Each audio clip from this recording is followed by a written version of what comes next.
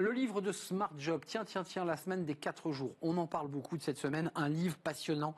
La semaine de 4 jours sans perte de salaire, ça marche, avec un point d'exclamation. Édition Erol.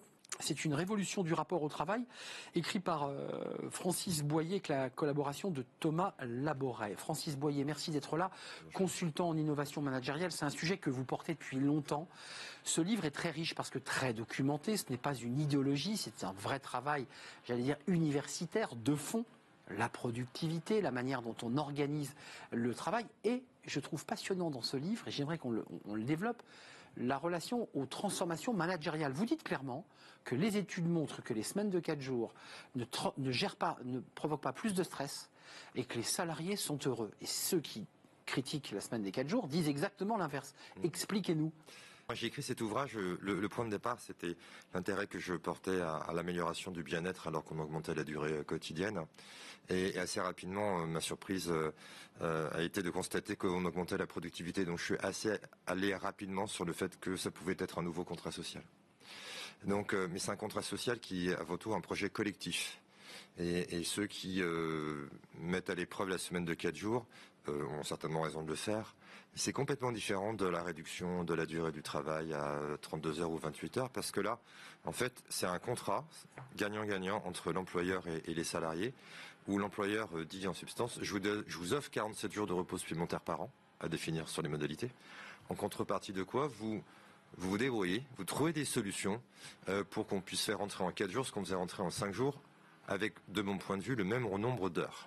Donc, on n'est pas... Voilà. Vous réglez le problème de 35-32. Vous êtes sur 35 heures. Moi, je suis pour 35 heures parce que je pense que aujourd'hui, de toute manière, d'après de nombreuses études, on ne travaille pas 35 heures par semaine. En effectif, on travaille déjà à 4 jours. Quand on irait. C'est ce que j'essaie de développer dans l'ouvrage. Une vraie journée de travail, quand on l'analyse bien, c'est pas effectivement mis bout à bout 35 heures. Non, le cerveau humain peut pas fonctionner 7 heures en continu, c'est impossible.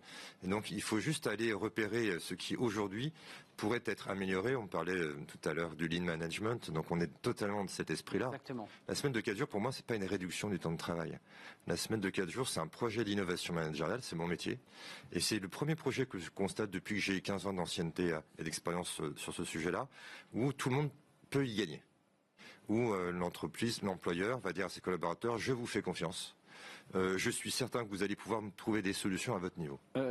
Il me reste une question, Francis Boyer. La relation au stress, vous l'écrivez très clairement. On a des collaborateurs qui disent, mais je suis moins stressé, un peu étonné d'ailleurs, en disant, mais je pensais que je serais épuisé, et ils ne le sont pas. Oui, alors la première opposition qu'on a par rapport à la semaine de 4 jours, c'est la crainte de l'augmentation du stress. Exactement. Et donc... en fait, le stress diminue et à peu près 40% des gens se déclarent moins stressés et 70% moins fatigués. Alors pourquoi ? Tout simplement parce que accorder 3 jours de repos permet au corps de se remettre en énergie.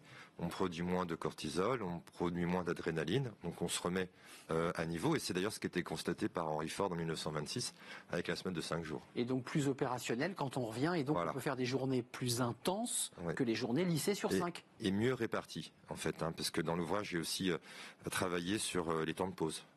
Pour que, en fait, il y a une étude qui dit que les durées de réunion, si je précise. Oui, et puis le temps qu'on consacre aux réunions, aux mails.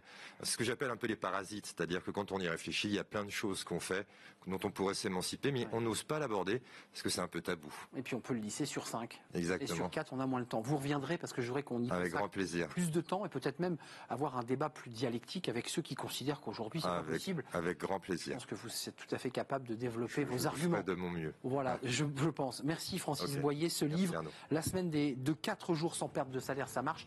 C'est une étude passionnante à découvrir aux éditions Erol.